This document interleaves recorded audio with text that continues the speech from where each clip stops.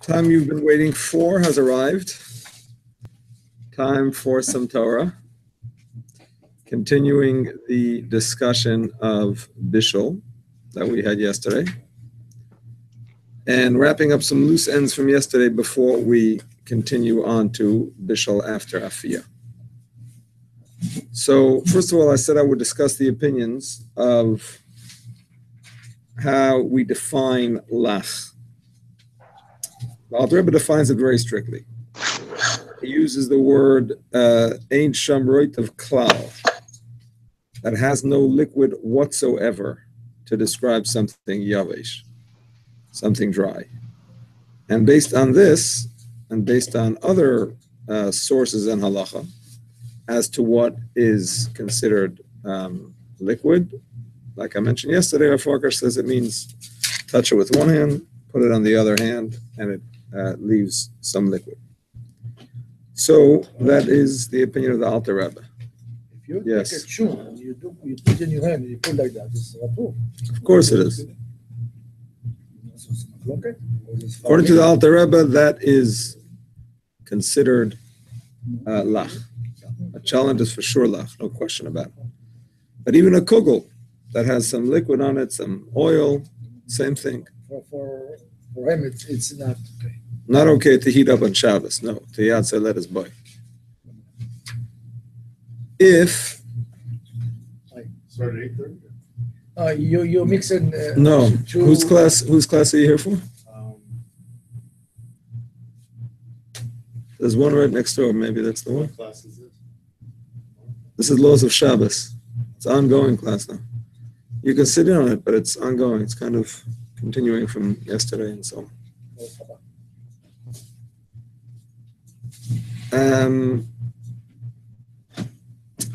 So the point is that you're saying anything that has liquid is considered lach, even just a little bit of liquid.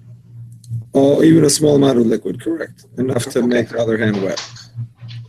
Or to make the hand wet. If you touch it with the fingers of one hand and put it in the palm of your other hand, and you see moisture there, that is defined as wet. That's the Alter Rebbe's definition. I mean, he doesn't say those words, but he says that it shouldn't have liquid at all, and that's how it's explained. Now, there is a much more lenient opinion, which is that of the Minchas Kohen. The Minchas Kohen was one of the major Achronim, an early Achron actually, and the Pri Megadim echoes his words in some places. And he says that the definition of something dry is that it's mostly dry. If it's mostly dry, then it's good enough. And it's a little bit difficult to understand what the reasoning of the Minchas Kohen is. I mean, dry is dry, liquid is liquid. Why should we go by the majority? It's not like one is nullifying the other. What does it mean? So some try to say, well, some try to say the whole concept of Bishul after Bishul, with lach, maybe it's only the Rabbanon. Maybe we really hold that it's permissible and we're just being strict about it, and therefore we can be lenient if it's majority liquid, a majority solid. But that's not so simple, that interpretation.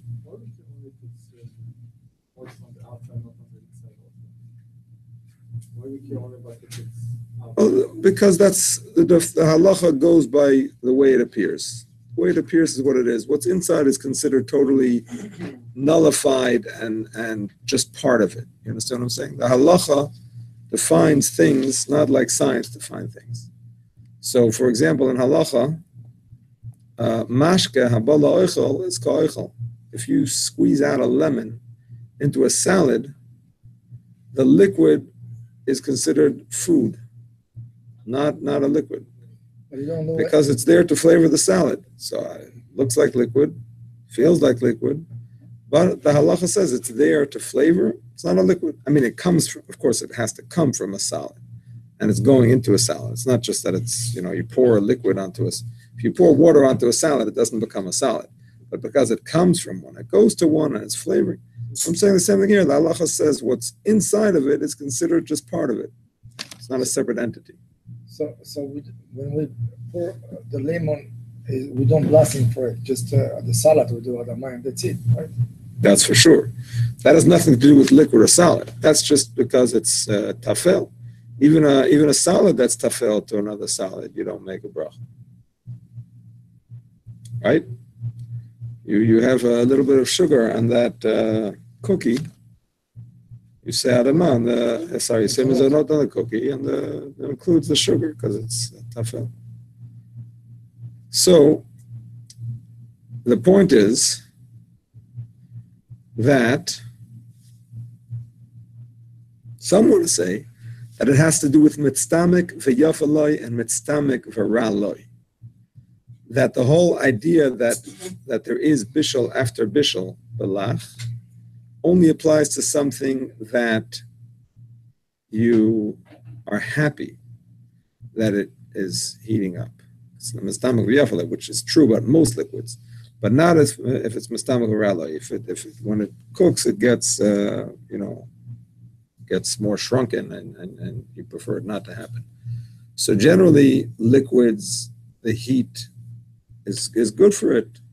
And the fact that it gets a little bit evaporated is no problem. You want the tea to be hot, even if it evaporates a little bit. When it comes to solid, often it's mistamik v'raloi. When it cooks, it can burn, it can get smaller, and it's not so good. So since that's the case, so the liquid that's with it is also considered mitztamik v'raloi, and therefore it's in bishul achar bishul. Again, this is another chiddush because not everybody agrees that bishul after bishul belach depends on mitztamik v'raloi or not. That's a machlokes too.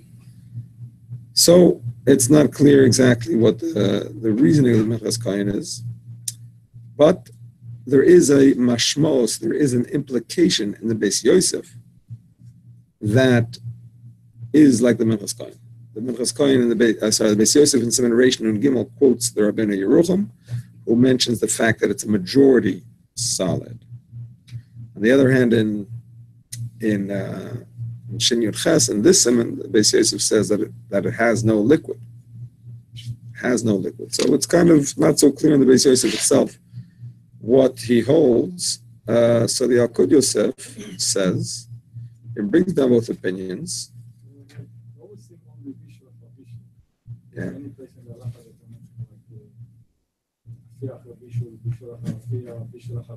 We're learning about that today. We didn't get to that yet. Well, if it's a liquid, obviously it had bishul. You can't bake a liquid. A liquid is necessarily cooked. Understand? So if you're talking about a liquid, it's of course bishul. The question of bishul after afiyah and afiyah after bishul and all of that is only by a solid. Understand? A solid that's baked without liquid is baked. Cooked and liquid is cooked. So then if you did one, can you do the other? Understand? But a liquid obviously is cooked. Understand? So you might want to try next door. Sorry. There is a class next door. I don't know. I mean, you're welcome to stay. It's just an involved class. I don't know if it's the one you're looking for.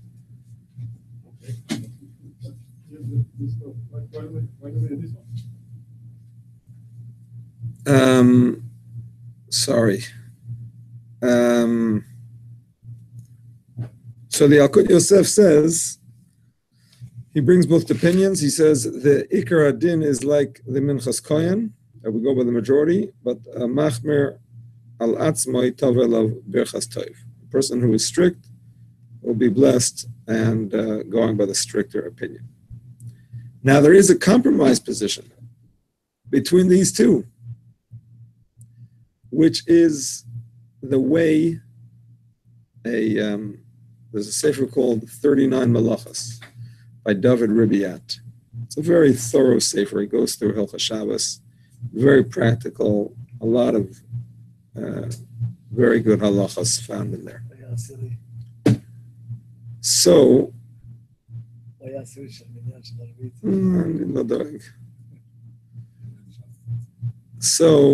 the point is that the inside is Hebrew. Sorry, the inside is English. The notes are in Hebrew. You understand? Like he the 4 volumes. I think it's 3, 4, maybe 4. I don't remember. Sorry? Gray. Yeah. B'kitzur, over there he has a diuk in the Mishnah Berurah, which is not 100% clear, and he doesn't have a very good, he doesn't bring sources other than that diuk in the Mishnah Berurah.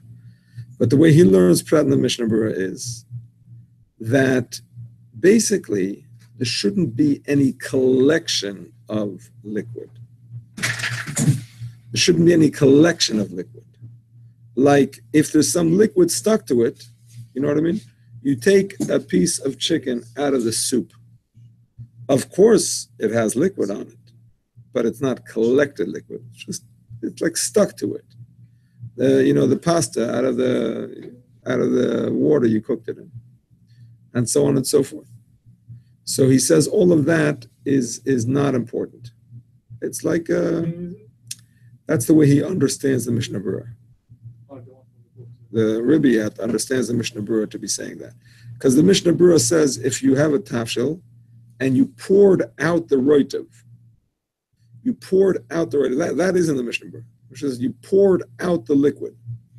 So he says, well, you poured out the liquid, of course it's still going to be moist. Mishnah Berurah doesn't say you take a paper towel and you dry it. I think they had paper towels in Radin, but whatever. So he understands that to mean that as long as the liquid is not a noticeable thing, it's just kind of stuck to the solid, it's considered secondary and it's not there. Kind of like the liquid that is absorbed in it, where we say it's just part of it. It's not a separate entity.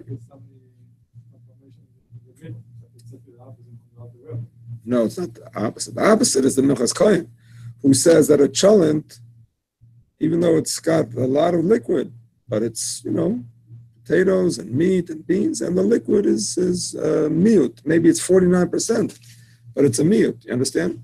You have fish, you have fish with sauce, gravy, you know what I mean? Chicken, gravy. According to the Minchas Kohen, that's okay. According to the Mishnah Berurah, it's not okay. That's what I'm saying? Exactly. Even 49% is tough. The Mishnah Berurah is saying, no, it shouldn't be something, significant, but if it's something small, it's okay. So those are the 3 opinions. Another thing I promised to cover, the question of Makeh b'Patish ba'Oichlin. Is there an issue with making something edible on Shabbos? Now, what we learned is that when you pour from a kli sheni, even from a kli sheni, onto certain very sensitive foods, you can cook them because you'll make them edible. Spanish mackerel, salted fish, whatever. And the Alter Rebbe said clearly that it's only if it's hot water, not cold water. Cold water is okay. So that is actually a subject of dispute. The Pri Megadim, the Chaye Adam, the Levush, they bring that the issue with pouring the hot water is all about. No. They say it's not even about cooking. They say it's about fixing it, finishing it. Gemar melachtan, that's the expression of the Gemara. Hadachasan zui gemar melachtan, that's how you finish it. So they say it's not even bishul. It's just gemar melacha.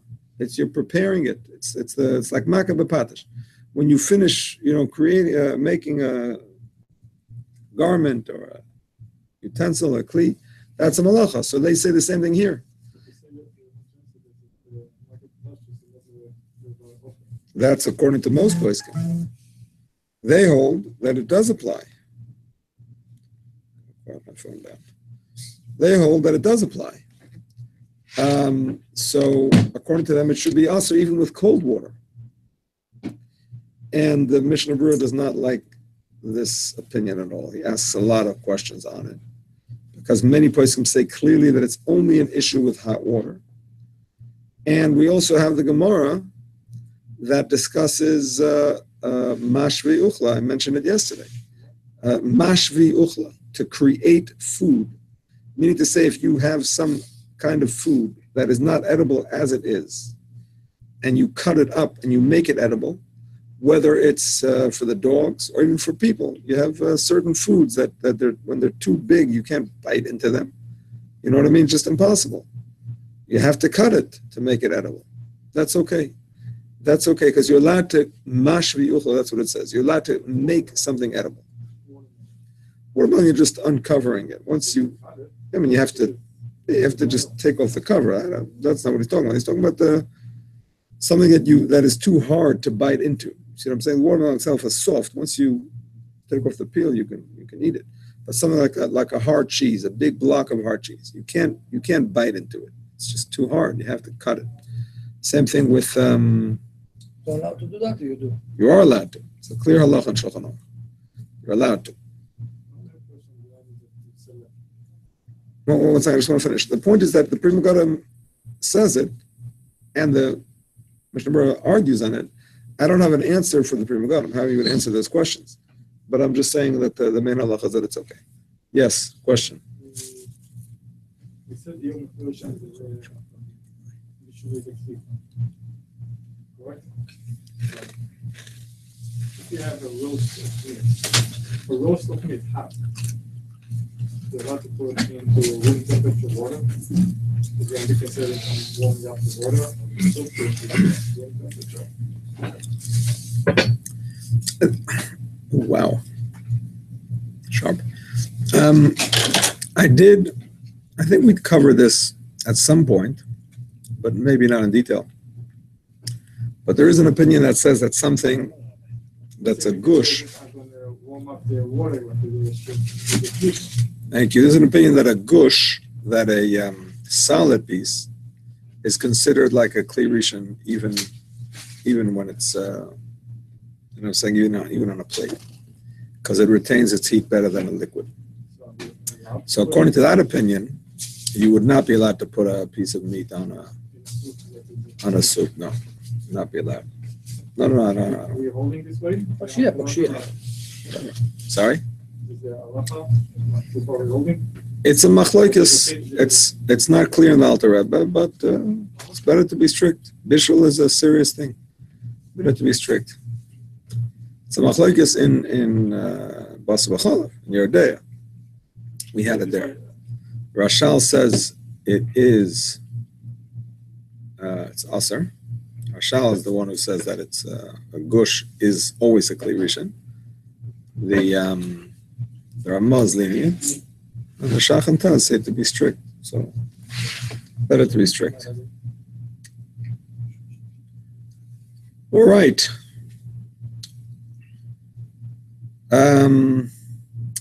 We are going to continue in the Shulchan Aruch. I believe it's Vav. What? Oh, the Chaber Shulchan Aruch.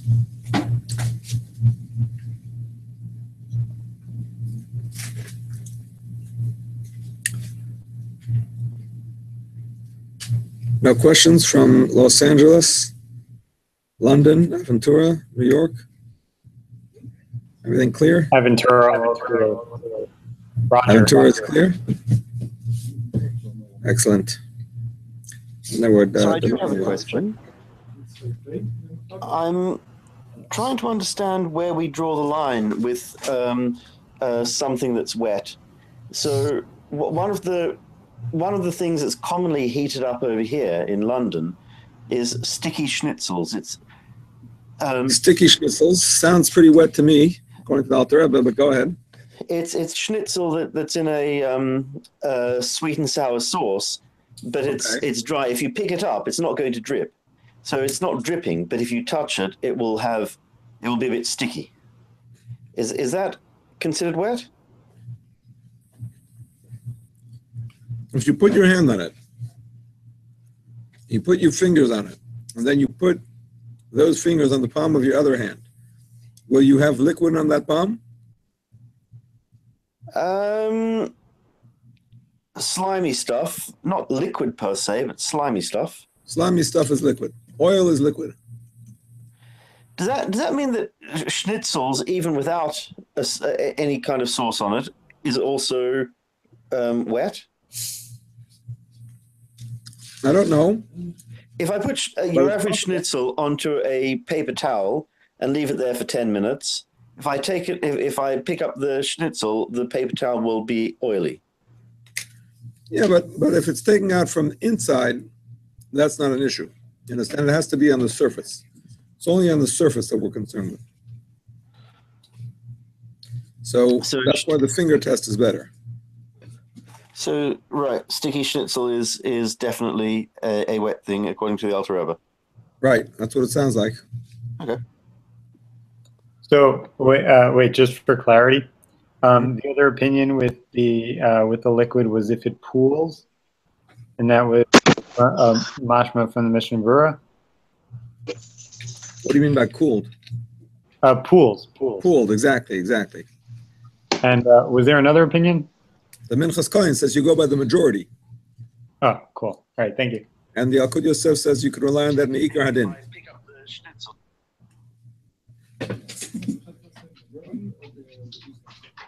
Sorry?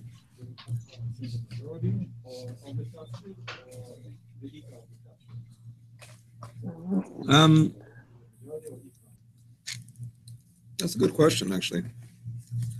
I must admit, I did not look up the Minchas Kohen today. I just looked up the sources that quote him, and I think they say the majority, but let me check to make sure.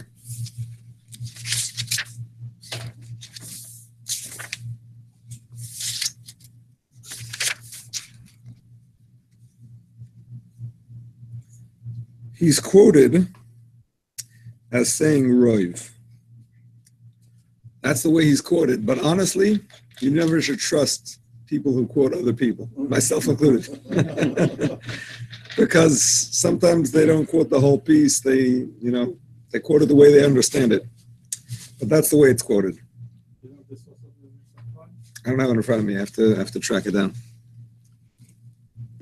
Okay.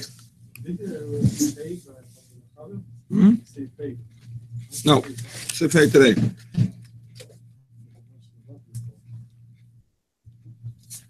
No, what the Sifhei? Yesh Mish Omer. Some say the davar shenefa in nitzla, that a thing that was baked or cooked or roasted, excuse me. Both of them, by the way to define baked or roasted as opposed to cooked is without liquid. Baked is what we use for baked goods like cakes and cookies and breads. And roasted is what we use for other things like vegetables or meat or whatever. Im bishloi, chakach b'mashke. If it was cooked afterwards in liquid, yesh b'mishum bishul. It's considered to be cooking. V'asa litein pas. And therefore you're not allowed to put bread. The Ramah adds, afilu, even, the klisheni and the klisheni. Certainly not in a kli rishon, but even in a klisheni. Sha'yad let us boy, that the hand, it's too hot for the hand to touch. Yesh matirin, and some are lenient. All right, my friends, we need to give you some explanation here. The halacha is that if you take matzah and you break it up into little pieces, you could still fulfill the mitzvah of matzah with that matzah. If you take matzah and you soak it in cold water, you could still fulfill the mitzvah of matzah with it. However, if you cook the matzah in water, even though you baked it originally, you cannot fulfill the mitzvah of matzah with that matzah. Because of the bear. No. Because according to the way the Yereim understands, the Yereim is the author of the opinion that says, Yesh bishul achar afiyah. According to the way he understands, it's because yesh bishul achar afiyah. So now it's like cooked dough. Instead of baked dough, it's like cooked dough. Cooked dough is not matzah. It's not even hamotzi. That's also true. It's not even hamotzi. So it's chametz, right? No, it's not chametz because it doesn't become chametz. It doesn't become chametz, but it loses the status of matzah. That's the way the Yereim understands. Another source. Yeah, machul. But go ahead. You got a soup. Yep. And you take the matzah and you broke the soup. Yep. You allowed to do that? Hasidim don't, because they consider it gebrachts. But most people, I never took a survey, but I think most people do. No? So you're not fulfilled if it's matzah? Or you? Oh, no, you're not the Seder, no. Not at the Seder, not at the Seder. And not at the Seder, you can eat, you don't have to eat matzah. You have a soup, right? There's no mitzvah to eat matzah. You take the matzah and you use it. The Seder, there's no mitzvah to eat matzah at that point. You understand? There's no mitzvah. Only the Seder? Of course. No mitzvah to eat matzah. So you wouldn't say hamotzi if it's crushed in the soup. Let's put it that way. I'm not so sure about that. Are you sure about that? It doesn't depend on whether the pieces are bigger than a kazayas or not. Maybe. You would still say hamotzi. We're machmer and we say that it cooks.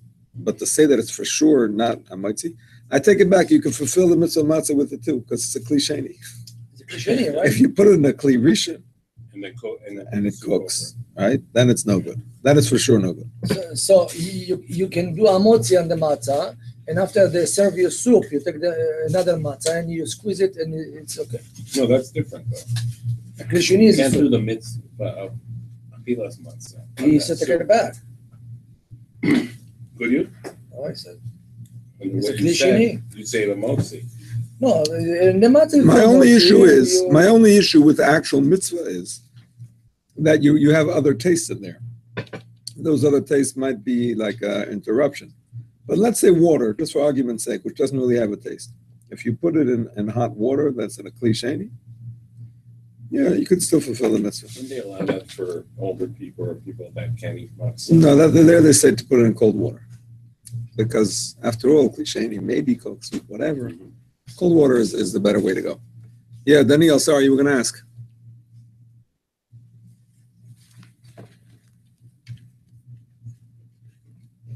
Daniel? No, I didn't have a question. No, okay. All right. So, there is another Gemara, by the way, that says that if you take your korban pesach, which absolutely has to be roasted, cannot be cooked, even a little bit of it cannot be cooked. You can't even pan fry it. You know what I'm saying? It has to be over an open flame. You can't even use a metal rod because it has to be tzli eish, can't be tuldas ha'esh. You can't even use a regular wooden stick because the wood might sweat and some of the liquid will cook it. It has to be a pomegranate wood which doesn't sweat.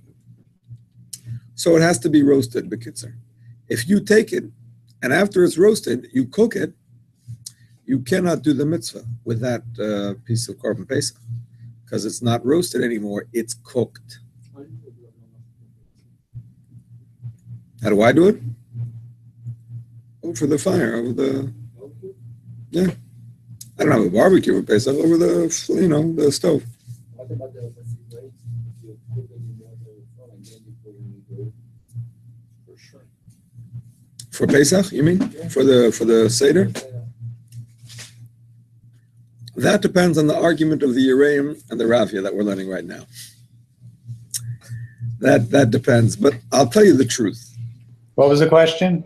The question is for the Seder, can you take the zroya, if it was already cooked in the soup, and can you then, roast it over the flame and use it for your Seder plate? So the answer is that I would not be strict about that. I would say it's okay. even though it's a machloikas. In other words, the Yereim would say, yeah, it's fine. Yesh tzliya, achar bishul. Once you roast it, it's roasted. On the other hand, the Ravya would say, no, ain't tzliya after bishul, so it's cooked, it's not roasted, it's not roasted. On the other hand, we have to remember the whole thing about roasting the zroya is only a minhag. It's not minhadin. Minhadin, you could have two tavshilim. The Mishnah says they bring in front of the person who's saying the Seder two tavshilim, two cooked dishes. It doesn't have to be roasted, you understand?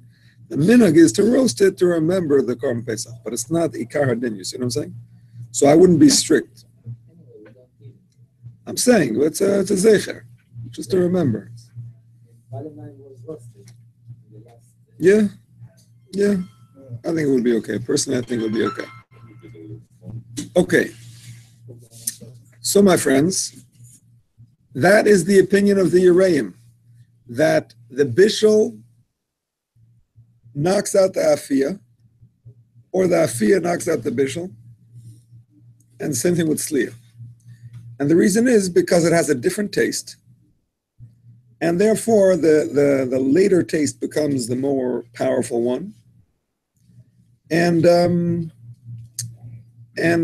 that point on, from that perspective, that's considered cooking on Shabbos, or baking on Shabbos, for that matter. Okay, that is all the opinion of the Yereim. The Ravya, however, says no. If you look at the Gemara, you'll see that the Gemara explains the reason why it doesn't work for matzah. Because be'inan tam matzah v'leka, you need the taste of the matzah. Really, it's considered matzah. It's considered baked, but you don't have the taste of the matzah. You need the taste of matzah too. It's not enough to have matzah. You need it to taste like matzah. Once it gets cooked, it doesn't have the taste of matzah. But technically, it still is matzah. The same thing. Whose opinion was that again? This is the Ravya. Naravia? The Ravya is. I think he's also known as the Arzarua.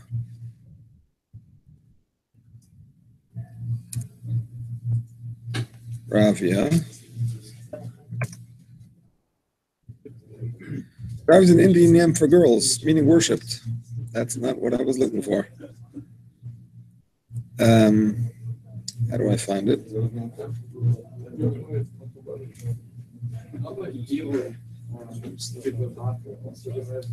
If what, Orpam?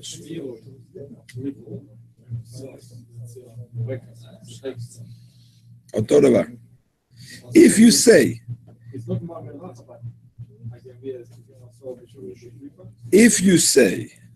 Yesh Bishul Achar Afiyah, and we know that an irui is mavashal kadei klipa. So if you pour hot water over a bereka, you are cooking kadei klipa of that bereka.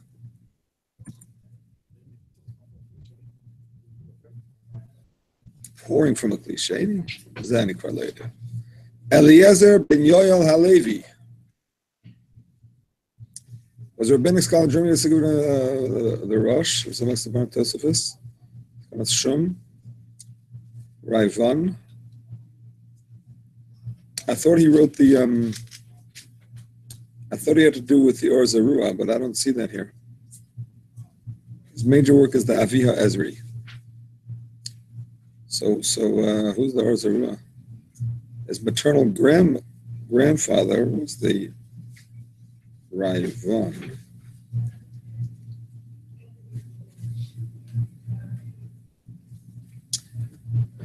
Okay, I don't know if there's a connection to the Or Zarua. I can't find it right now.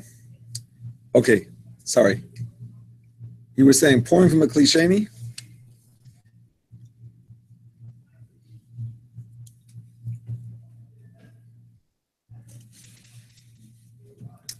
I don't know if I would restrict in pouring from a klisheni. We'll get to that. We'll put that on hold. Okay, so the same thing, by the way, is how the Ravya argues with the point of Sli Eish. that when it comes to Korban Pesach, it says Bashel Mevushal. Uvashal Mevushal Bamayim. It repeats the word Bashel Mevushal. Any kind of bishul is no good. Ki im sliyesh. It has to be only roasted. So because of the extra word, that's why we're excluding bishul after afiyah. Meaning to say, normally, says the Ravya, bishul after afiyah is nothing. It has no significance. It's already baked, cooked, roasted, makes no difference. Specifically by Korban Pesach, because it says Bashal Mavushal, that's why it's forbidden, because any kind of bishul is forbidden. But that doesn't apply to other areas of halacha. This is the opinion of the Ravya. So, the Ma'isa, the main halacha, as is clear, it's not so clear actually in the Machaber. The Machaber brings yesh v'yesh. Usually the rule is yesh v'yesh. The halacha is like the second opinion. You guys familiar with that rule? I'll repeat it. If there's two opinions and they're both brought in the name of somebody says this and somebody says that, usually the halacha is like the second opinion. If one opinion is stam, we need to say it's not given a name. It doesn't say somebody says. It says, this is the halacha. And then it says, v'yesh, I remember, and some say. So generally the halacha is like the first opinion because it's said without a name. Yesh is like a minority opinion. But if it's yesh v'yesh, if some say this and some say that, then we generally follow the second opinion. Because by saying it's second, the author was trying to leave the taste of the second opinion in your mouth. That's what he wanted you to remember. So he put that one second. So actually, that's what it looks like the Mechaber is saying here. What does the Bavadya say? Yeah, but they're both Lashon Yachid. Tamavin? The first one is also Lashon Yachid. Yesh v'yesh.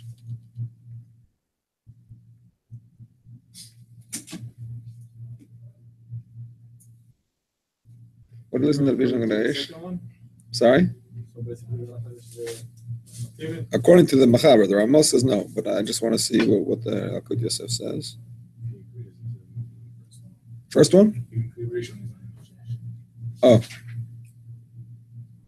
Shem Shem Bishul Acha Bishul, Kach en afiyah Acha afiyah, Bishul Acha Kliya, Shkol Shadav Nasser Lachilu Lagam Yezederach, Bafiyah B'Kli B'Tigun, Shuv Ein Baze Bishul M'Rvei Yavesh. Yeah, he goes by the second opinion. That's the rule, yesh v'yesh. Okay, very good. Right. Yeah, once you say that ein bishul achar afiyah, or an afiyah after bishul, so you can do it in a kli rishon too, as long as it's off the fire. Just like you can do it for something mevushal, right? You can take something cooked and put it back into a kli rishon as long as like kli rishon is off the fire. If it's dry, however you define dry, because ein bishul, there's no bishul. So the same thing in this case. Now, before we learn the Ramah, I just want to point out that the Mechaber snuck in another chumrah of the Yereim. When I say snuck in, what I mean is that he puts it in almost like you're not going to notice it. He puts in the kli sheni. The Ramah has the word afilim. That is another point. I understand.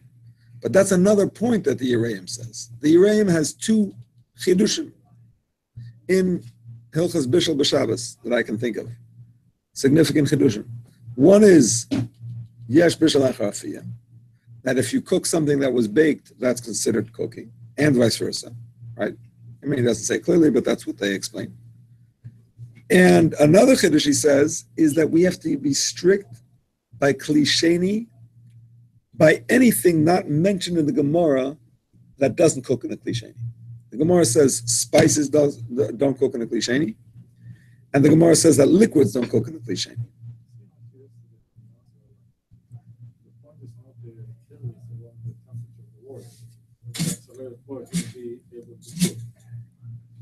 Gemara says a kli sheni doesn't cook, except for those two things. Of course. Of course, yes. On the purpose is Krishna.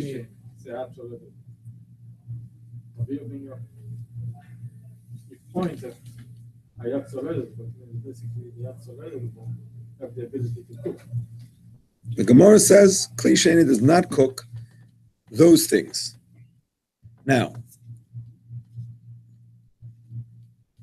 actually, the Gemara says it as a rule. The Gemara says it as a rule. Kli sheni eino mavashal. That's what the Gemara says. The examples that it gives are liquids and spices. So how do we know there are any exceptions? Maybe there's no exceptions. So first of all, we have the concept of kulyas ispanim, like we said before, that there are some things that even cook in a irui from kli sheni. That's one thing. Another point is that I think we mentioned this yesterday. There's an argument about salt in the Gemara. Spices don't cook in a kli sheni. What about salt? Is salt a spice or not? Salt is tavlin. That's what Abaya thought. You can cook with the salt. Abaya thought that salt is like a tavlin, and you can put it in a kli sheni. Rav Nachman corrected him and said, no, salt is not like a tavlin. Now, there are two versions of what Rav Nachman said. Some say Rav Nachman said it's not like a tavlin, and it cooks even in a kli sheni. And some say Rav Nachman says it's not like a tavlin, and it does not cook even in a kli rishon. Got it? Now, of course, it'll cook on the fire, because anything cooks on the fire, but it's not going to cook in a kli rishon off the fire. Two versions of the Gemara, of Rav Nachman, excuse me.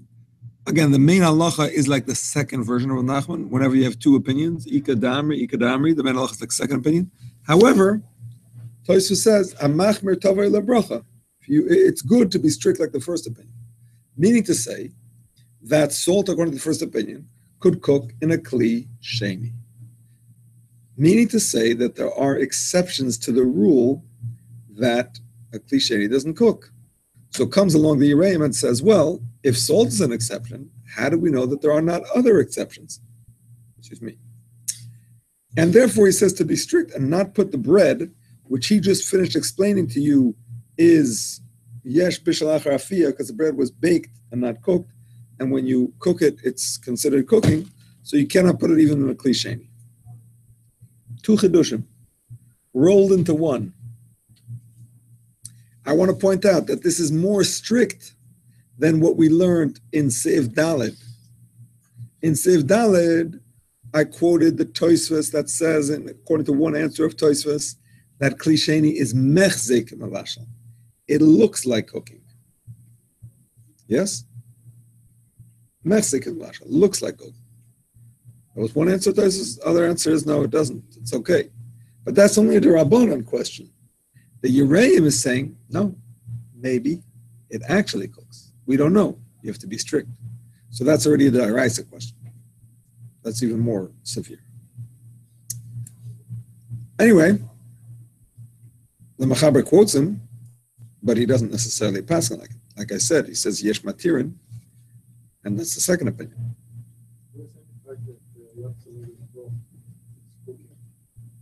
According to the Yereim, if it's Yad Tzaledes boy, it may be that it cooks. We don't know. We have to be strict unless we know that it doesn't cook. We have to be strict and maybe think that it does cook. No. You mean like a shlishi? You mean like a shlishi or a revi? Okay, so here we come to a machloikis of the Pri Megadim and the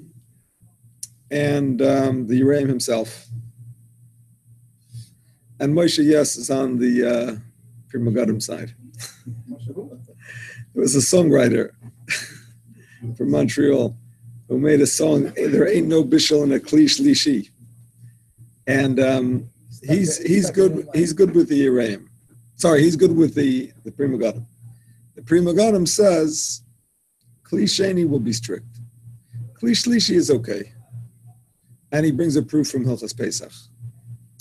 So, which halach in Hilchas Pesach? I was looking for it in the Alter, but I couldn't find it. In the Magen Avraham, it's Taf Mem Zayin Tes. I couldn't find an Alter Rebbe. But anyway, his point is that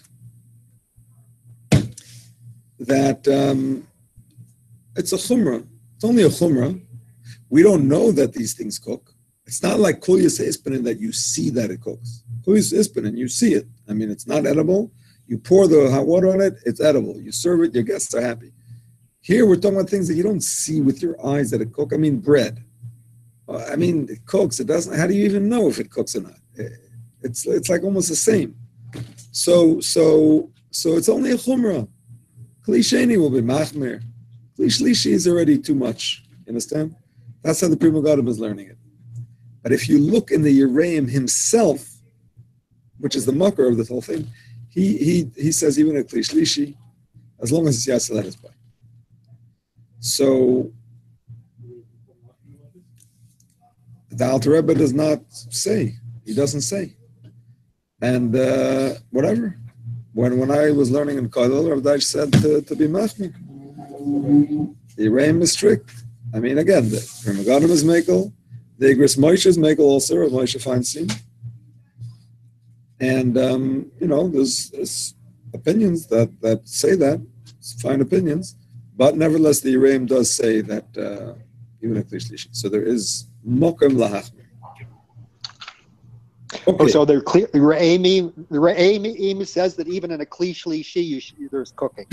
I need to put your volume up, or my volume up, because I'm not hearing you properly. Go ahead one more time. Yeah, did you say that the Re'im holds that a Kli Shlishi is cooking, right? Is that what you're saying? The Yerayim. He doesn't say that it's for sure cooking, but he says that it may be cooking. In other words, whatever he says about a Kli Sheni, he's concerned with about a Kli Shlishi too. The Yerayim, by the way, is Rabbi Eliezer Mimitz, one of the authors of Tosfos. Okay. And now we come to the Ramah. V'yesh matirin, the Ramah adds b'chli sheni. Some are lenient in a kli sheni. In other words, some say that a kli sheni doesn't cook at all. Right? That's other Rishonim that don't mention this chumrah of the Yerayim.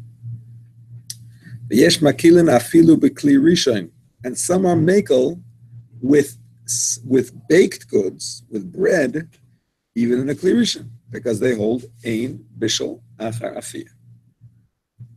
And therefore, the halacha l'maisa, the Ramah says v'nogu lizohar lechatchila. The minhag, therefore, lechatchila, is not to put bread even into a kli sheni as long as it is yatzel let us by. So this would apply also, by the way, to baked croutons. Yes? Baked croutons. So we cannot say based on the Ramah, it's also good to the Yerayim, but we also emphasize about the yatzel let us. So what is more darkish on the Kli Sheni? No, it's not clear. It's not clear from the Ramah if he's concerned in a Kli Shlishi, because he's saying it's only if it's Yatzel Let Us By. If it's not Yatzel Let Us By, it's no issue. You understand? Kli Sheni, that is Yatzel Let Us By. Can we understand from this that if according to the Ramah it is going to be Kli Shlishi Yatzel Let Us By, so he doesn't say not to put? He doesn't say. He leaves it open. Some things he wants us to figure out. It's not clear. Okay. Wait, no. This is also the Mechaber and Ramah are both holding. No, why do you say that? The Mechaber says the second opinion is Yesh Matirin. אסור לתת פת, אפילו כלי שני שהיה צולל יותר. ויש מתירה, but there's another opinion say מתירה. There's opinion say no.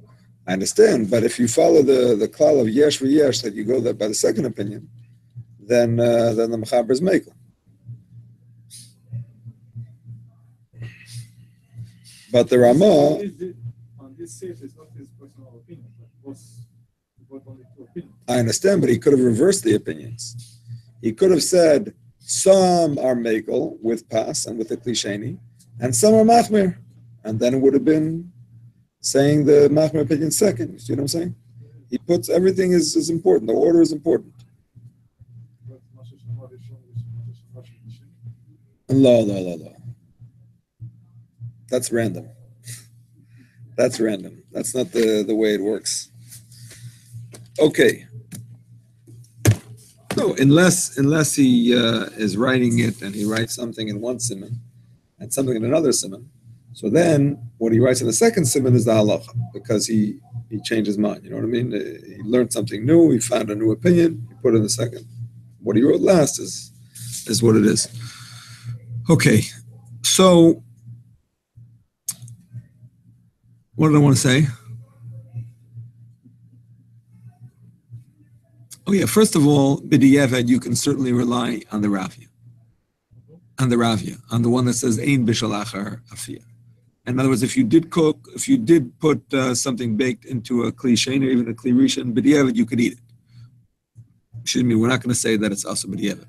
And the same thing if you put any food into a kli sheni, even something not baked, something raw, you put carrots into raw carrots into a kli sheni, you put some garnish. You know, people, the fancy people, they put some chopped up dill, cilantro, whatever on top of a soup. According to the Yereim, you wouldn't do that.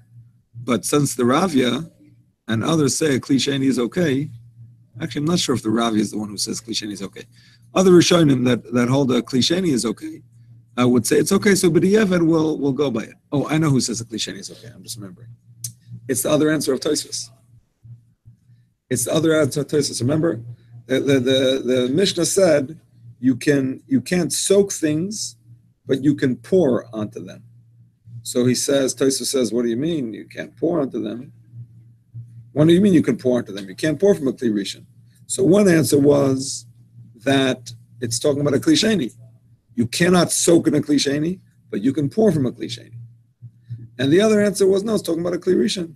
You cannot soak in a kli rishon, but you can pour from a kli rishon. Those that hold that there is no bishul in pouring. One second. And then Tosfos said another answer. I did mention this yesterday. Another answer, Tosfos, really, it's talking about a kli rishon. You cannot soak in a kli rishon. And when it says you cannot pour from a kli sheni, but you could even soak in a kli sheni. The only reason he talks about not pouring is to tell you the chiddush, that even though it's pouring from a kli sheni, so it's twice removed, still when it comes to these things, it could still cook. So different ways of explaining. But according to one place, the bottom line is you are allowed to soak in a kli sheni. So that's the yesh material. So when I make carrot and coriander, I'm sorry, one more time. when I make carrot and coriander soup for Shabbos, Carrot and coriander, yeah. I always add the cilantro before Shabbos, and on Yom Tov I put it in fresh. It's a lot nicer when you put it in freshly. Yeah. Are you saying that I don't need to do that? That I can actually put the coriander on Shabbos into the kli sheni? No, not according to the Ramah, not according to the Alter Rebbe. Ah, okay. According to the second answer of Tosfos, yes. The Yalkut Yosef says that you can, because he says there's two answers of Tosfos, and it's a question of the Rabbanan, because it may look like cooking, and therefore he says you can be mekel. So if I forget that it's Shabbos, I can still eat it, but I should continue doing what I'm doing and put it in before Shabbos. That's correct. Another question, is it, let's say I put the garnish on top of it before Shabbos, but only mix it in on Shabbos. Is that possible?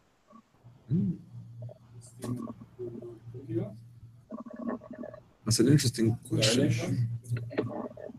If you put the garnish on top of it before Shabbos, garnish, that's exactly. When you put on top of the soup some nice yirakot, little chopped up parsley, how do you say it in Hebrew? Salat. That's it. That's the word. Salat. Anyway.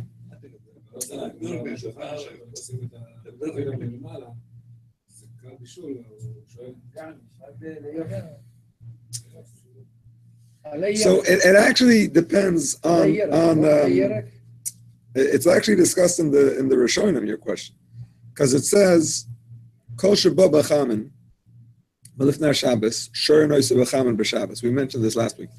Anything you put into hot water before Shabbos, you can put it back in on Shabbos. What does it mean that you put it in? Some say you put it in. Once you put it in, as far as we're concerned, it's cooked. You can put it back in. Tosfos says no. Kol sheba means you cooked it. Doesn't mean you just put it. Because if you put it in, maybe it didn't finish cooking. And when you put it in a second time, you're actually cooking it. So it depends on those opinions. But here it's a klisheni. Some say it doesn't cook anyway. No, actually, I mean actually putting it into my kli rishon. I wouldn't say to be making a kli rishon, no. If it was a klisheni, I would say yes. A kli rishon, I wouldn't say. So what I'm talking about is putting it on top of the kli rishon that's actually cooking, putting the lid on, but only mixing it in on Shabbos. So let's say I've got half a cup of chopped cilantro. If I put it on top, it will probably be getting warm, and it remains on a blech, and for a couple of, for say an hour and a half into Shabbos. Then I take it off the blech and then mix it around. But it's been on there since before Shabbos. That would improve the flavor. My question is, how do you know if that cilantro is considered cooked? I imagine after an hour and a half, it would be cooked, no? It would be lightly steamed.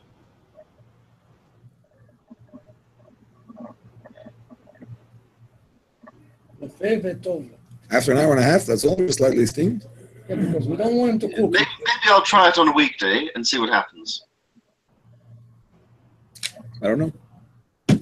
If it's not fully cooked, it's a problem to mix it in. We don't want it to cook. We want that test. I don't do it, but I think Siman what he's talking about. When the leaves, the green, if it's overcooked, you lost it.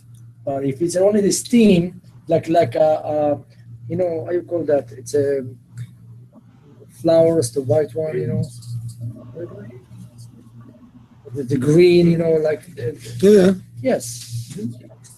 Yep, that's exactly my point. Only in the steam you do it. I understand. Maybe you don't want to cook it, but that doesn't mean that halachically you're allowed to cook it. So klisheni, it's okay? I don't think it would be strictly klisheni when the whole thing of a klisheni is not so clear. But here I want to point out a few things. First of all, let's talk about croutons a little bit. So actually, it's not so simple that a bowl of soup is a klisheni, because you use a ladle to ladle the soup from the pot into the bowl. And there is an opinion that a ladle is a klisheni itself, and it turns the soup in the bowl into a kli shlishi.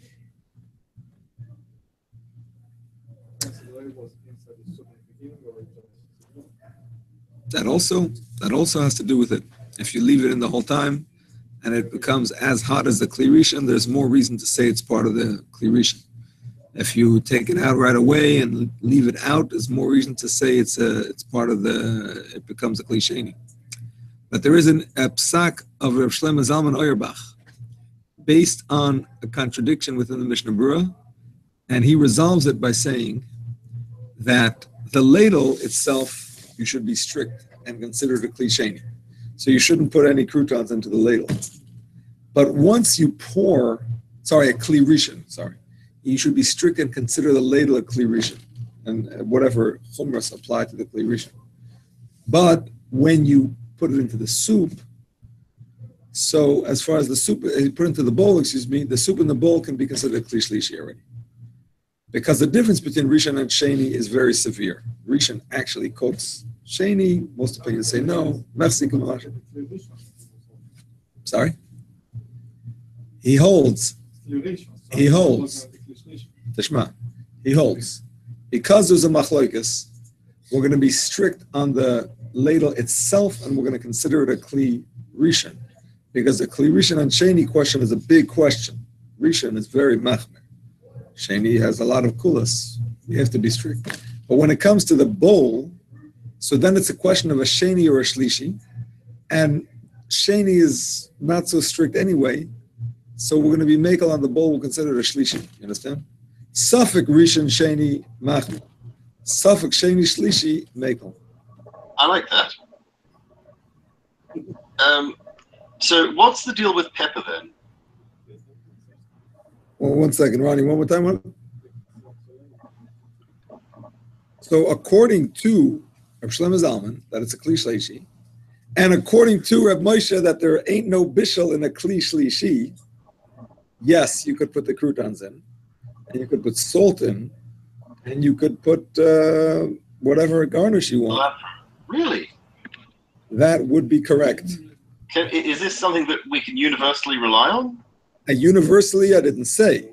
I said according to the psak of Shlomo Zalman and according to the psak of the Reb Moshe, because again, the Yereim himself says that even a shlishi, as long as it's yad seledas boy, is the same issue.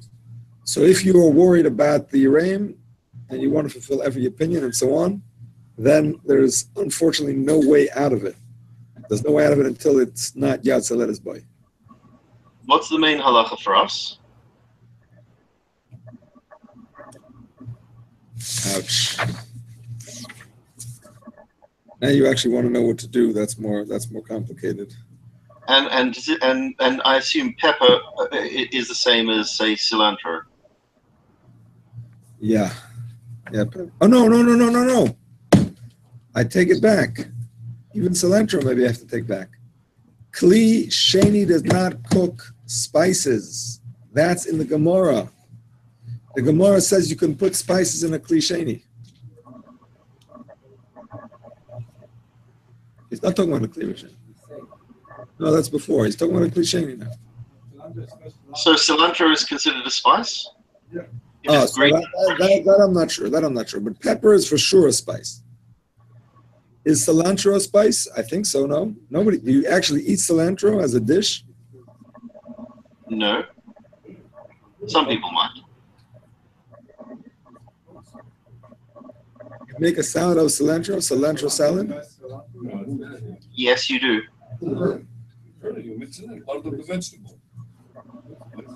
You do, but you crush it. We have machlokas here between the different culinary experts. Like a chimichurri sauce, it's the same. Like a chimichurri, it's the same. Yeah, but that doesn't make it a food. That's also a spice. You can make a sauce out of total spices. You know what I'm saying? If you make a salad only out of it, that already means maybe it's not a spice. I don't know. I have to look into more of the exact qualifications to be a spice. We have to address that in a different. I would love to know. This is very relevant to every third Shabbos for me. Okay. And when is the third Shabbos coming? Sorry? When is it going to be the third Shabbos? Not this week. This week's probably chicken soup, but next week maybe. Okay, hopefully we'll get to it. Next Sunday, the only shir next week. Let's see if we can get to it. And what's the main halacha regarding whether the soup bowl is whether we can put croutons in? Let's see what Rabbi Farkash says, and then I can blame it on him. I don't have to tell you my opinion. I can tell you Rabbi Farkash's opinion. But I will tell you that Rav Deitch is strict. Rav Deitch says it's a Safek D'Oraisa, and he's strict, even on the Kli Shlishi. But let me see what Rabbi Farkash says. And again, the Yalkut Yosef, who says Kli Sheni is good, for sure says that Kli Shlishi is good. Unless it's a food that you actually see cooks.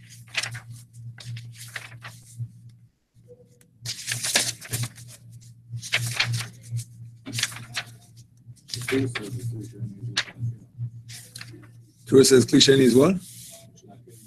Yeah. Yeah, exactly. He doesn't even understand the Yereim.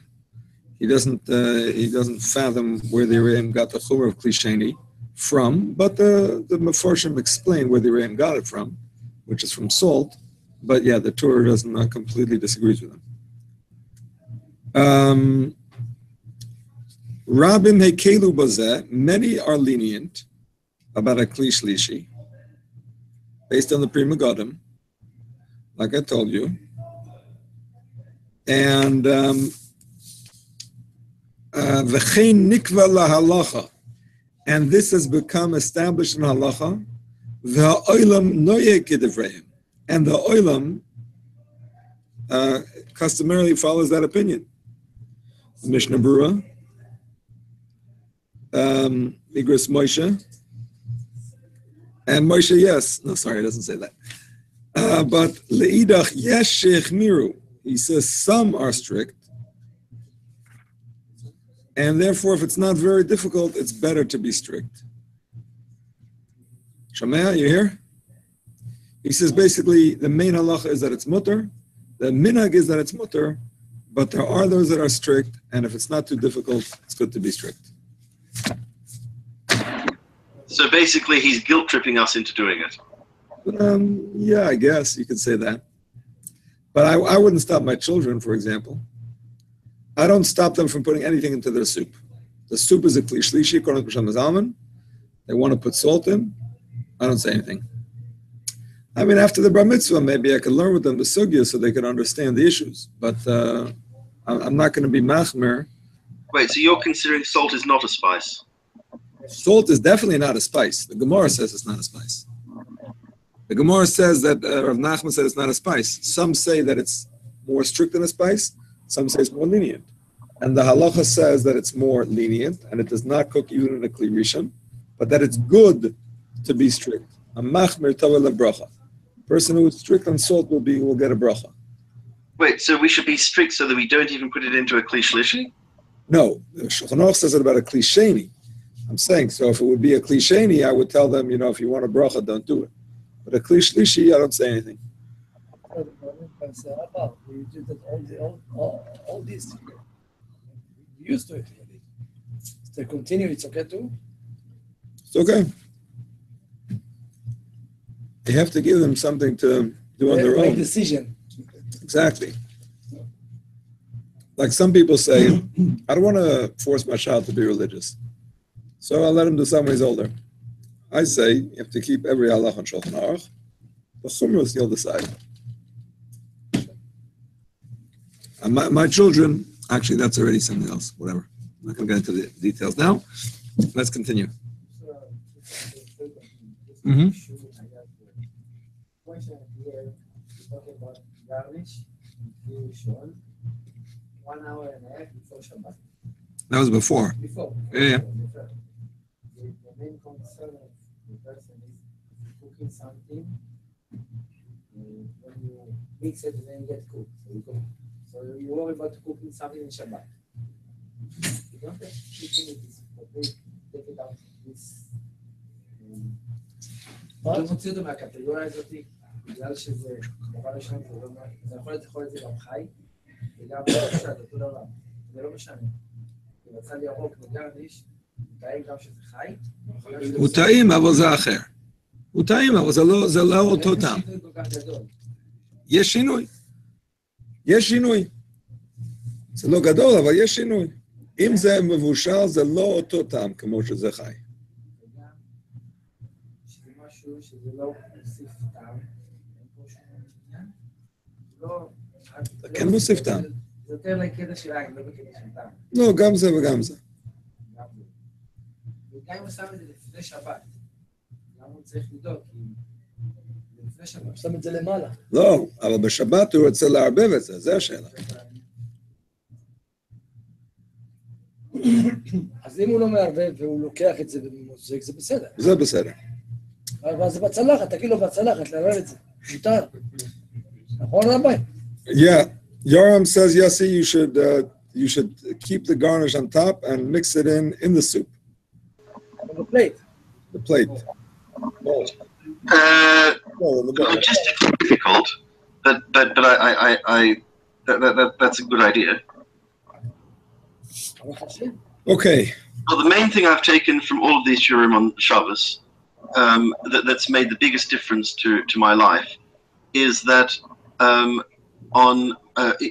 learned that if I'm bringing in Shabbos early, we don't have to make sure that it's fully cooked going into the early Shabbos. It's fully cooked going into Shabbos.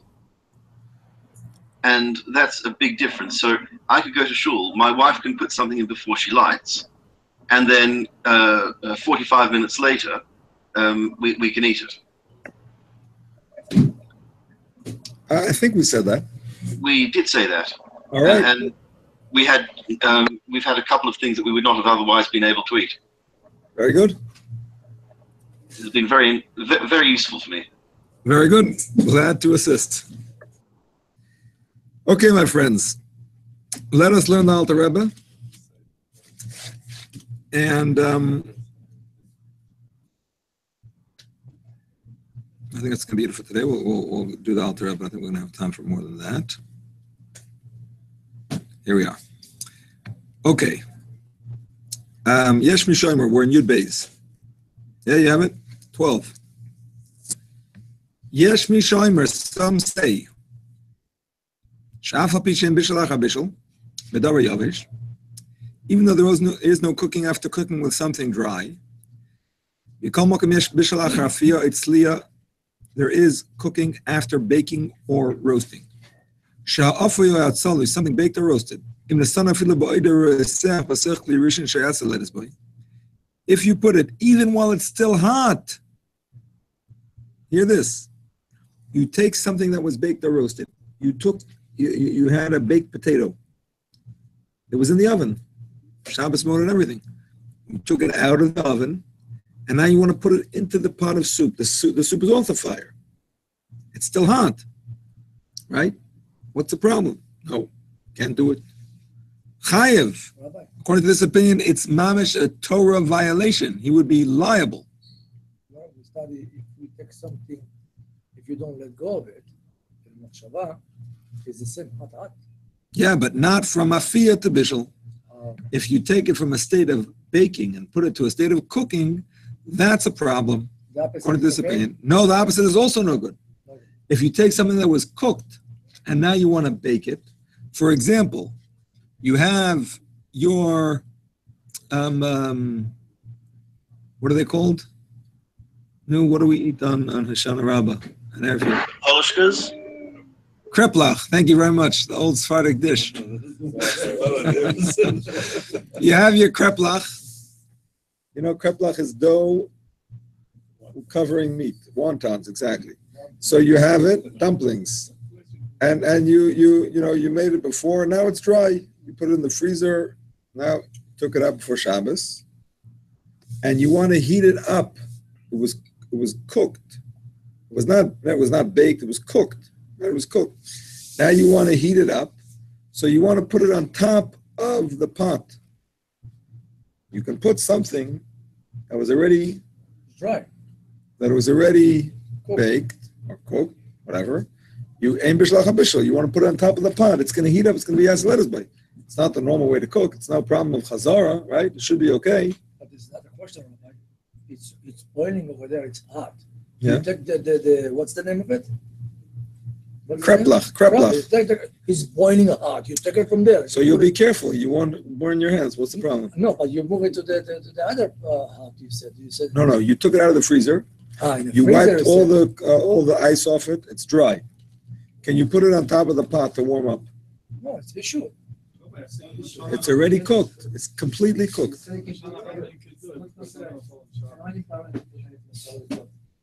Right? Sorry? Any issue with any type of food, you put on top of the pot. It's not considered Bishul. Why not? Talk about pot. So what? Why not? Other way to cook. Who puts food there? We have to explain something very important. Yesh mechze kemavashel, the yesh bishul. Something looks like cooking, and something is actual cooking. So when you put something on in a place that it normally cooks, that looks like cooking. Maybe it's bishul, maybe not. If it's already cooked before, it's not bishul, but it looks like bishul. You understand? 1 second. When you put something on a place that you don't normally cook, but you're cooking it, but you are cooking it, that's another question. If you cooked it before, if it's the same or not, because that's cooking, this is baking. But I'm saying if you would take a carrot, and you would put it on top of the pot, and the carrot would heat up and get hot, that's bishul. It's on top of a pot, nobody cooks that way. Okay, it doesn't look like cooking, but it is cooking. Okay, so now the question is, you already cooked this krepel, yeah, but you cooked it in water. That's bishul. And now you're putting it on top of the pot without any liquid. That's afiyah. If you take dough and you put it in such a way that it heats up without any liquid, that's afiyah. So according to the Yereim, yesh afiyah acharei bishul.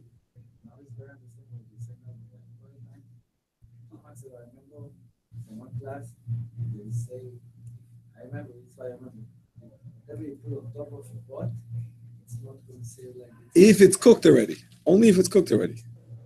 Okay, I'm really confused here. How can we ever? Exactly, but now we're seeing there's different definitions of cooking. There's cooking with water and without water. And according to the opinion of the Yereim, it has to be cooked in the same way it was cooked before. So before it was without liquid, you can heat it up. Like kugel. Okay, kugel was without liquid, now you can put it back. Challah. Something like really that. One second, Yossi. Something that was cooked in liquid, according to this opinion, you can't heat up. Now that you got that clear, I'm going to mess you up in a little bit and confuse you. But I just wanted to get that seeming halacha clear. Yes, Yossi, go ahead. So if in order to cook something you need liquid, but you can never, but bishul achar bishul is only permitted where it's not got liquid, then how can you ever say ein bishul achar bishul? If there's no liquid, you could never have bishul afterwards, because either it's got liquid, which makes it problematic, or it doesn't have liquid, in which case it's afiyah. No, answer yourself. Therefore, does everybody hear Yos's question? How are you ever going to have bishul after bishul? If it's liquid, you can't have bishul after bishul. If it is solid, so it was never cooked, it was baked. So now you're going to have bishul, you're cooking it. So when is it ever a permissible bishul after bishul? Good question, no? No? Without the liquid. Without liquid. No, explain your answer. Without the liquid, right? There's no bishul achar bishul, but it's with the liquid. Where you put it into liquid that's already hot? So if I put matzah balls, dry matzah balls into soup? Exactly. That's your answer. If you take matzah balls, which were cooked, or anything else that was cooked in liquid, but is now dry, you dried it off, paper towel and all, pre-cut paper towels, and now you want to put it back in the soup. Even a klirishin is fine, off the fire. Not on the fire. The soup is off the fire. You can put it on. But I thought that on Shabbos you're not allowed to make, for example, those osem instant meals. So that, like noodle soup. Yeah, because I don't think those are fully cooked before. I don't think they fully cooked them before. I think they half cooked them and then they dry them. If they would be fully cooked, then it would be okay. But I don't think they're fully cooked. Well, they're at least half cooked, aren't they? I mean, they're not raw noodles. Not enough. It has to be fully cooked. Has to be fully cooked. If it's edible, it doesn't have. That's not good enough. We paskin that has to be fully cooked.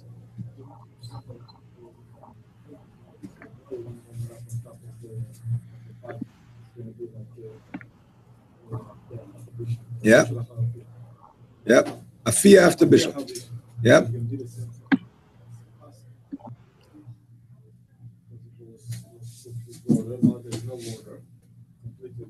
Yeah, same thing.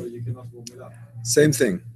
Same thing. Although I am going to say something that's going to mix it up a little bit, but yeah. So far, based on what we learned so far, yes. But we're going to say something else in a minute. Yeah.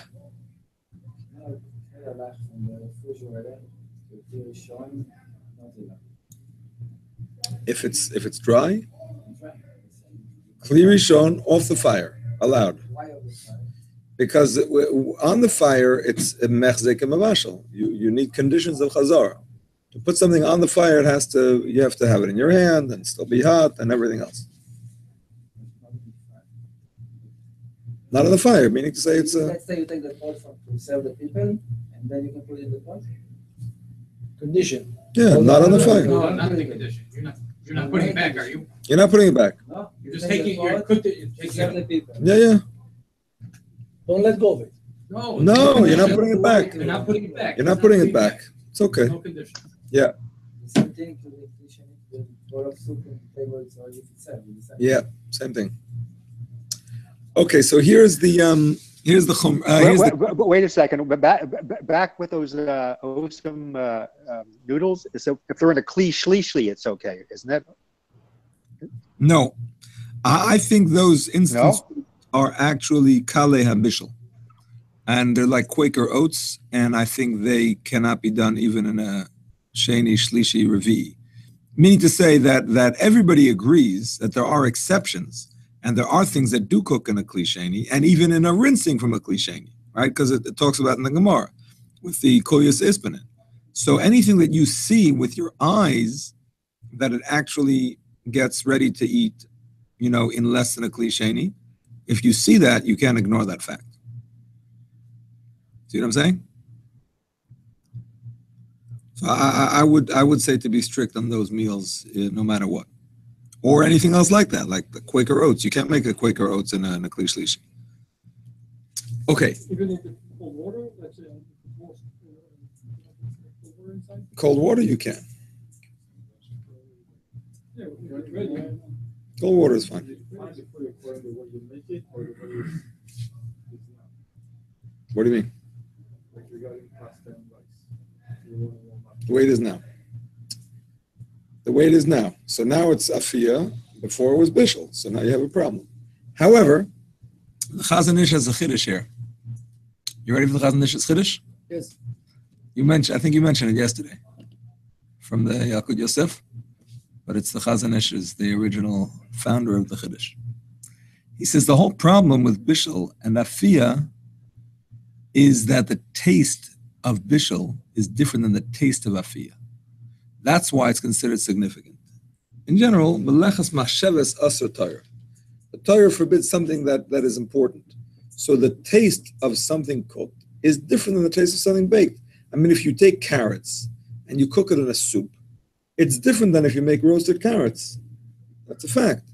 So that difference in taste is considered important, and that's why there's bishul after afiyah, it's afiyah after bishul. Says the Chazon Ish, no, it's like bishul. It's like bishul because you're doing a significant change to the food. Just like when you take raw carrots and you cook them, even though it was edible before and it's edible now, but through the heat of the fire, you're changing its taste. That's a significant change. So from the taste of afiyah to the taste of bishul is also significant, even though it's already edible, but it's a different taste. I didn't finish saying what he said. Well, according to what? I would say you cannot put anything dry into a liquid. You can put fruit on a bun into a soup because now it's back. Now it's completely, it's going to be soft with different taste. Soft? No, it has to be cooked. We're not talking about changing flavors. You could change flavors by salting and by putting pepper and by all kinds of things. We're talking about with cooking, changing flavors with cooking. You understand? So the Chazon Ish's chiddush is, if you take a piece of schnitzel Schnitzel, by the way, is the same issue with the kreplach. A schnitzel that's fried is like cooked. I mean, it's a machlokes, but the main halacha is that fried is like cooked, like bishul, because of the oil, not like afiyah. So if you take a schnitzel that was fried and you put it on top of the pot, you want to heat it up, you have a problem. It would seem, because now you're baking it. It was cooked before, now you're baking it.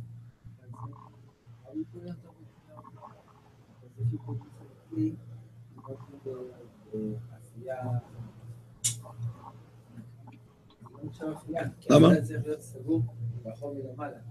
לא, זה לא משנה. אפייה לפי ההלכה זה בלי מים. בישול זה עם מים, או כל נוזל אחר. אפייה זה בלי מים. אם זה מכוסה, לא מכוסה, לא משנה. One second. I'm sorry? If I take something and I have a bonfire, I'm doing a grill with my Boy Scouts, and I take a stick and I put it over the fire, that's afiyah. Or tzliya. Tzliya, I mean, it's not afiyah. It's tzliya. It's tzliya, it's not afiyah. Afiyah is with bread. Tzliya is with meat, you say tzliya, but tzliya is the same. No, yeah. I don't mean afiyah, I mean tzliya. Tzliya is without liquids. Tzliya is without liquids. Tzliya and Bishul. Here's my question. Wow, I didn't finish Chazan Ish. Chazan Ish. No, im ze beli nozel, im ze beli mayim, ze nekrat tzliya. Bein im ze ala ish, ala something else, makes no difference. If it's without any liquid and it's heating up, it's tzliya. But listen here, the Chazan Ish says, so this problem of bishul after afiyah or afiyah after bishul is only going to be a problem if you can taste the difference. If the fact that it's now baked is different, like you had a old soggy carrot that you cooked, and now you bake it and it becomes crisp. Oh, it's nice. Yesh afiyah acha bishul. But if you take a piece of schnitzel that you before you fried it, and now you put it on top of the pot, can you tell? Does it taste different? It doesn't really taste the same.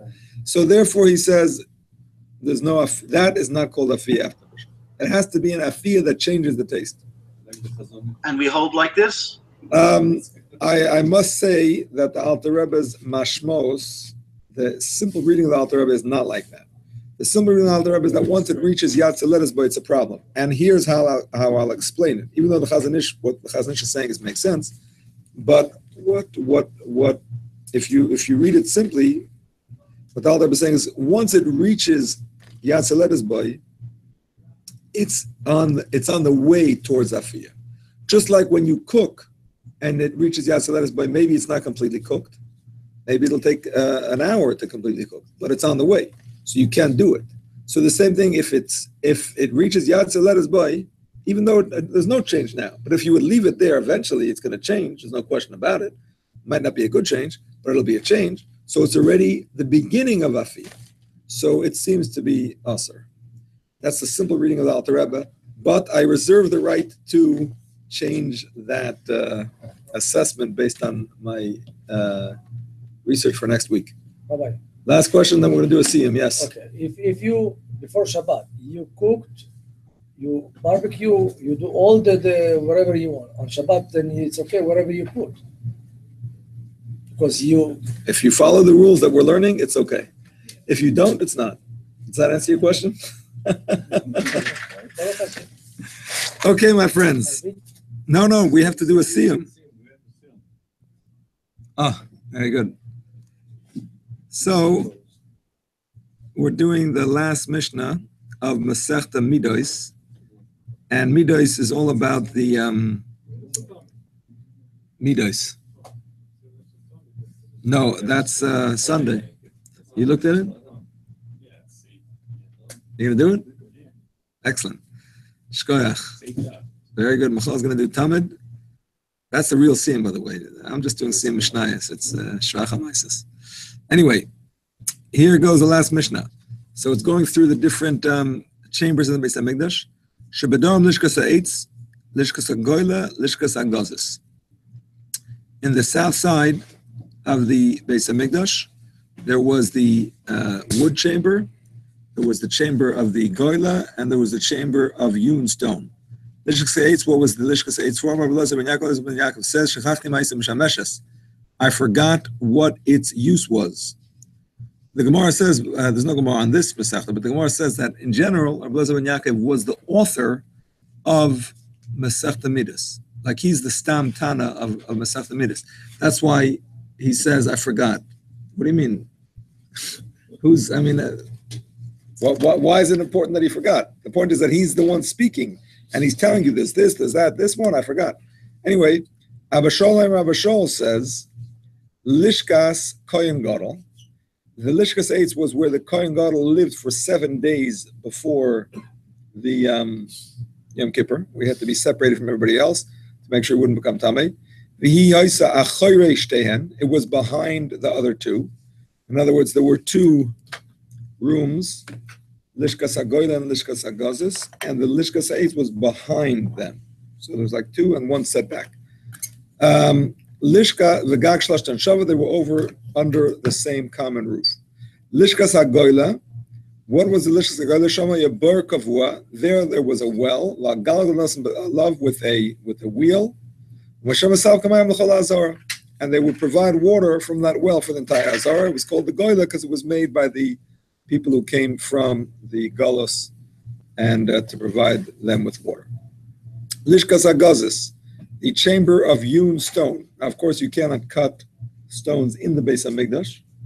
The Mizbeach is Midairaisa, but even other stones for the Beis HaMikdash, Midarabanan, you could not cut in the Harabayas. They cut it all outside. That's the pasuk of Malachim. They cut it all outside the Harabayas and then brought it in. So it was cut stone, but it was not cut there. There, the big Sanhedrin of Yisrael would sit and judge the Kohanim. When it says Yisrael, what does it mean Yisrael? Because the Kohanim can't really judge their fellow Kohanim. It's like they're Nagea B'davar. It's like it affects them personally. So therefore, it was the Sanhedrin Gedel Shel Yisrael. Now the problem is that the Sanhedrin could have had Kohanim too, so they had to recuse themselves. It's a very hot item in the news these days. They had to recuse themselves for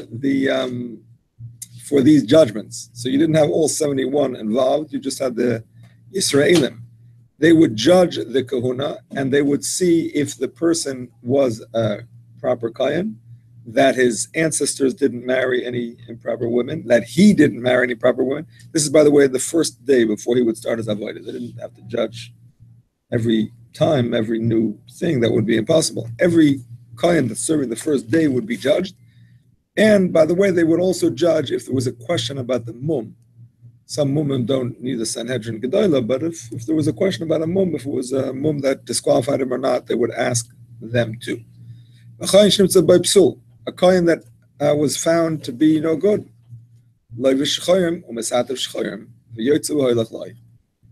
He would wear black, and he would wear a black hat too, kind of like us. And he would have to go out, meaning to say he could not stay in. Like a Baal Mum actually could stay in and could check the wood. That was their job. They had to check the wood for worms. But a person was found to actually be puzzle and be disqualified because of somebody he married or somebody his ancestor married. So black is a sign of sin. And we find it by Yeshua HaKoyen HaGadol. We read in the Haftarah of Bahaloischa and Chanukah that he was wearing soiled clothing because his children married Goyim. He was a Kohen Gadol, but his children married clothes. So the clothing represented the sin of his family. So it's the same thing here, even though he didn't sin personally, but his family, his ancestors sinned. So that's why he would wear the black. However, if there was no disqualification found, he would wear white, cover himself with white, a sign of simcha. It was also the color of the big day kahuna. He would put on his kahuna clothes. And then he would go and serve with his fellow brethren, the kohen. Why? Because that's the whole point. They elected the kohen to wear black and show up in the scene, and they have also korbanot. Is a korbanot two korbanot, they do the same thing, so they will not see. Why are they publicizing his sin? You're asking? Yeah. They're embarrassing him. Yeah, I imagine that the purpose of embarrassing him is that it shouldn't happen again. What about the other korban? My point is, sometimes we do embarrass to teach a lesson. Yeah, when we kill somebody in the Bezdin, one second, we do it publicly. We don't do it privately. They would do it in the Shara ear. Everybody should see to teach a lesson. So this is a lesson. And there's some korban and another korban, and one for the sin and one for not the sin, not to show up. That was amazing. That was a shogig. All the korbanos were for a shogig. Shogig. This is who says this is a shogig. Unfortunately, it could be not a shogig. Sorry? That's also true. Publicizing it so it should. He's not going to come back. Now everybody knows. Okay, the yomtov ayoisim. They used to make a yomtov. That the disqualification was not found in Zar Shal Aaron, the seed of Aaron. The yomtov was made by the kohen. Some say it means the Sanhedrin were happy that their investigation had good results, and some say it means the whole mishmar, the whole family group, was happy for their member of their family. This is what they would say: Baruch HaMakom Baruch Hu, blessed be Hashem, blessed be He. We use the name Makom, by the way, because that's one of Hashem's names, but also because the place of the Sanhedrin is called the Makom. Anyway, Shalem Tzipsub Zar Shal Aaron, that disqualification was not found in the seed of Aaron. Baruch Hu, blessed be Shebachar Ba'Aaron of Zvanav, Lam B'Lasharas Hashem Beis Kodesh HaKadoshim. Blessed is he that chose Aaron and his children to stand and serve in front of Hashem in the Kodesh Kadashim. We have finished Masechta Midot.